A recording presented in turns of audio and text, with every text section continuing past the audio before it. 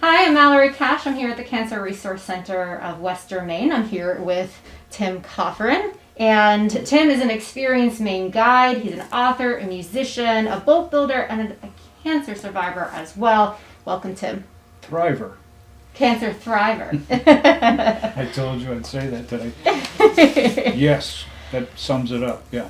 So, as you know, the Association of Maine Cancer Support Centers is hosting National Cancer Survivor Day, and is going to be virtual again this year because of the fact of our capacity limitations. Hopefully the last year, though, that we do have to do it virtually.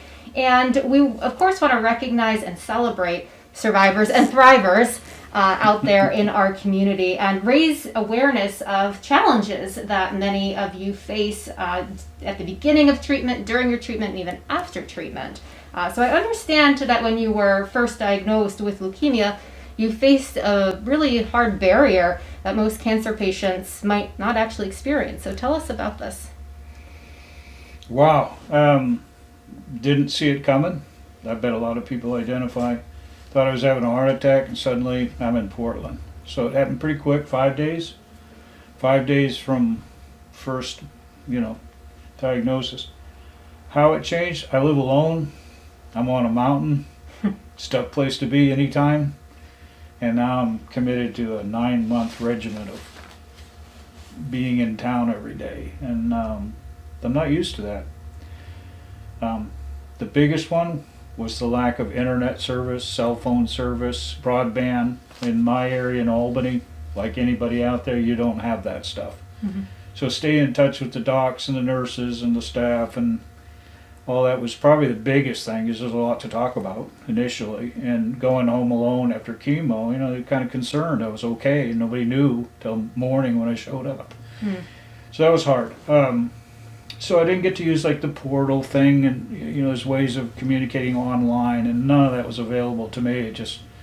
We tried very hard to get me a better connection, but it's where I am in the country, right off Route 5. So you'd think there'd be some sort, but that was the big thing.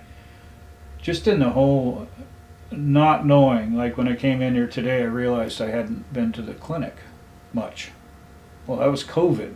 See, 3-4 months into treatment, COVID landed on our doorstep, and that's probably why I haven't been over here to the resource center a lot.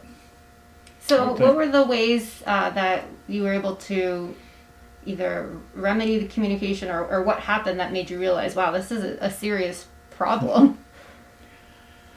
Not much changed. It's just deal with it. Mm-hmm. In my background as a survival instructor for the military, I pretty much just used all my skills. Be safe, scene safety, get home. I live alone, so I'd get home, build a fire, and make supper, and then I'd come here in the morning again, and no one would hear from me for that 7-hour day I'd have here every day. In this treatment, I was in chemo every day for 9 months. That put a big kibosh on my life, because up in the morning, get ready, come here, spend 7 hours or so, go home. It's winter, it's dark. Got to bring firewood in, cook my food, get my clothes ready for, all pretty much in the dark. So those were my big issues. Just the whole, I could handle the chemo. I think I did good. Yeah, I could handle all that, but it was the unknown variables that were constantly coming at me and no way to communicate. So broadband. Janet Mills, please. Broadband would be great for us country folk who like to live in the country. I'm not against solitude. If I can have good communications, it's great. We understand that the police were actually helpful in some of these communication efforts. The police were helpful, like when they had to come and communicate some information to you that was necessary because they couldn't get in touch with you. It's a story that I get some looks when I tell it, but I always end it by saying, "Thank you, you saved my life." In which I was preliminary diagnosed one day. I thought I was having a heart attack. I was working on a deck at my house, and I thought, geez, I just don't feel right. And it had been a couple days, so I thought, let's go. I'm an EMT. You check the signs. So I brought myself in, and the preliminary said, "Ooh, we don't like what we see." But they sent me home, and it was about 4 or 5 days later that a sheriff pulls up and asked me my name. And I thought, oh God, pretty honest guy. I don't do anything wrong. What are you here? And he goes, you need to go to the hospital. I thought my brother had an accident. And he says, I don't know why, but it's a what do they call it, visit, wellness check. And he says, I don't know why, but they sent me out on a wellness check. They don't give me any information. Well, I just had that previous test, and I thought, oh gosh. So I came in, and a bunch of staff, Gene and others were there. I don't remember, but it seems like suddenly I had 8 or 9 people in my new team. And I'm brand new to this. I'm a team. I know SEAL teams. I've trained SEAL teams. I know what team? Hospital team. This is your social worker. This is your doctor. This is your nurses. And I thought, wow, I don't know what we're going to fight here, but it looks like I need a small military to do it, right? They finally said leukemia. I'd heard the word. I have no experience with cancer. Really don't think I know anybody that's ever had cancer. And they said this kind of leukemia. And I think the only good thing was when Dr. Rubin said, well, if you got to get one of the leukemias, this is the better one. That was my introduction to my healing. Another obstacle, a lack of knowledge. And of course, as I said earlier, when COVID hit, the knowledge thing, the lack of cell phone, the lack of internet, the lack of the resource center, for me just meant I was flying blind. I just told them, you do what you need to do with my body and I'll take care of my spirit. And that's what we did. And every morning I'm up at 3 o'clock. I do star watching. I was drumming for 2 hours. Get the shower, get here, sit all day in a chair. For a guy like me, that's not easy. But sometimes it was 3.5, 4 hours. A lot of times it was 7.5 hours. So what do you do with that? Well, we had internet. So I actually started taking classes online. I knew I was going to be here for 8 months, every day pretty much. So I took a bunch of photo classes.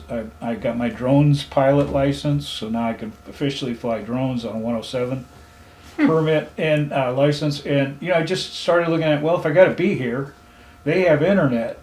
And so I dealt with it that way. I just blanked everybody out in the room. I'm not used to that. It's a lot of noise in a clinic, a lot of hustle and bustle. So it just, they all knew over there that as soon as Tim got his phone out, he was gone. I'd just be like YouTube or whatever and just see you in a few hours. So that's how I learned to get through it without all the other resources that might have been available. That's big. It's a big overcoming, not only to be able to adjust like that, but also going through that journey on somewhat of a solo stance, minus your big team, but having to go and do that on your own. So do you have any thoughts or words of encouragement for other survivors and thrivers out there like you? You can do it. Now, of course, I had one kind of cancer, so I can only speak on that. I've heard of horrible cancers. And this one was, I don't know, the arsenic wasn't great. The things like that weren't great, but this was survivable. It's just a long time. So my word to you, if you've got this or anything where they say 9 months, take a class. Get your mind out of the med. Just let them work on you. I had 18 inches of pipe in my chest, and they'd flail and plug in. I'd just be like learning how to fly a drone. I mean, it was like I really had to just separate out from all of that. It was so intense. It's a whole month down in Portland, and then it was 8 months here. So there's no way that I could have sat there, I think, and just been present with everybody in the room. There were other people in the room being treated too, and some of them don't look so good. So you don't need those reminders. I would say focus, find something you love to do that you've always wanted to do, and do it. And you can get through it. The doc is great. The staff was wonderful. I don't know. I fell in love with at least half a dozen nurses, I think.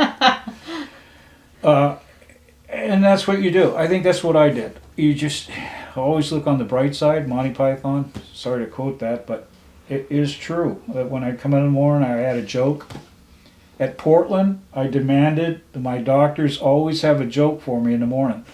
I demanded it. On day 2, I think, I said, you guys are really boring. You're very clinical. I understand you're professional, but I'm not. So bring me a joke. And try as they might, every morning one of them brought me a joke in the morning, so it became kind of fun. Just watching them struggle with a bad joke. It's funny enough. So I just found that the only way I was going to get through this, and that was day 2. Yeah. I had 9 months ahead of me. I didn't know what that looked like. I couldn't wait to get out of Portland. And then I had about a week off, 10 days off, and then they said, you got to come here, next door, the hospital. And that was 8 months. And what do you say to that? Just like, okay, it's one day at a time. And the doc says 98% recovery, and the drugs aren't too bad, and that's what you got to go on. Because, as he told me, they didn't know anybody else that had this leukemia. So I had no one to talk to. I had no one to say, hey, you had this. What was it like on 3rd month, 4th month? Did you ever have this? Or did you ever hallucinate? It's like, because they got you pretty much chemmed up over there. So, I would say just hang in there. Let the doctors, don't make them mad. Just, they know you're injured.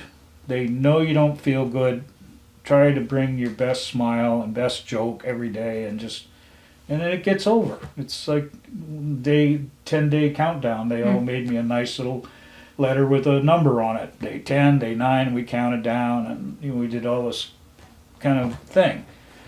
It was a nice closing, but therein lies the next piece.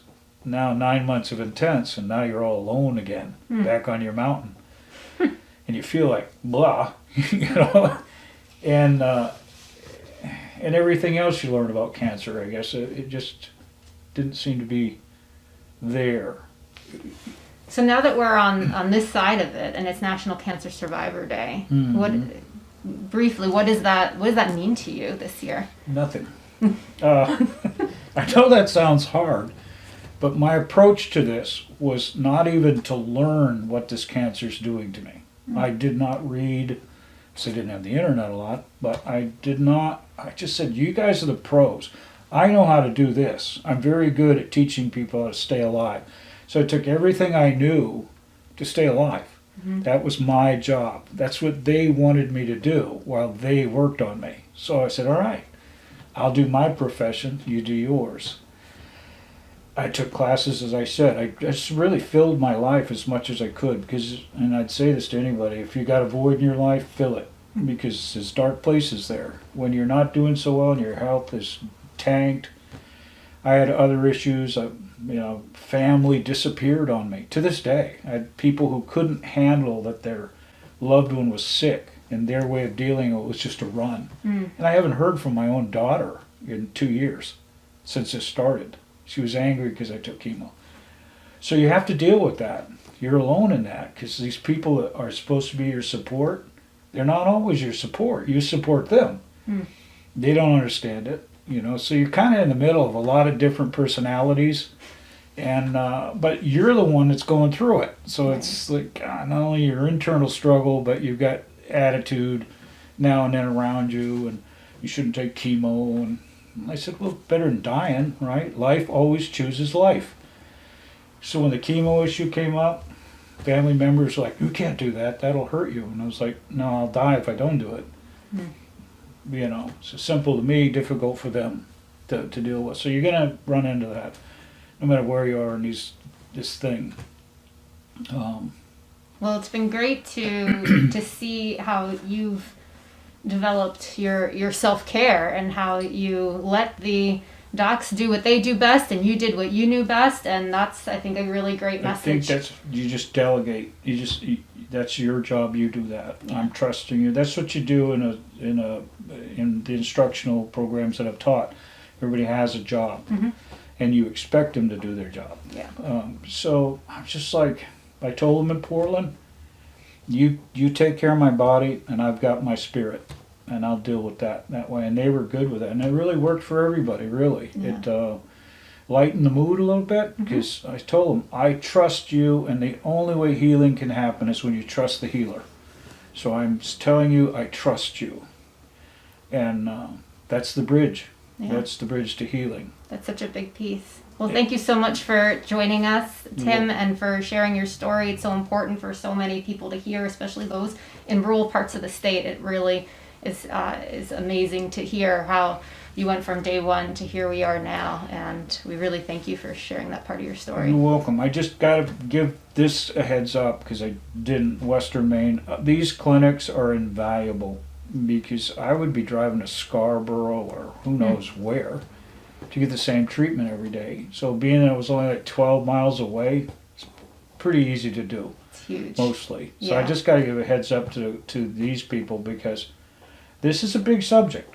And most people like me, I didn't know. I didn't pay attention. Didn't know anybody ever had cancer. I was born with muscular dystrophy, so I got my own thing constantly going on.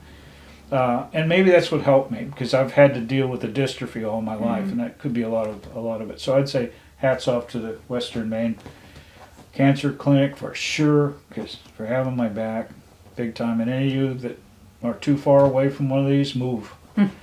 You're gonna need it. That's the way to put it. Yeah. You need other people. These rural around centers you. are Yeah. unfortunately few and far between, but for those who are close, it's invaluable. Yeah, So yeah, we've yeah. really heard that in your story today. Well, thank you Thank again, you. and All we appreciate you being here to tell your story. I enjoyed it. Thank you. Yeah.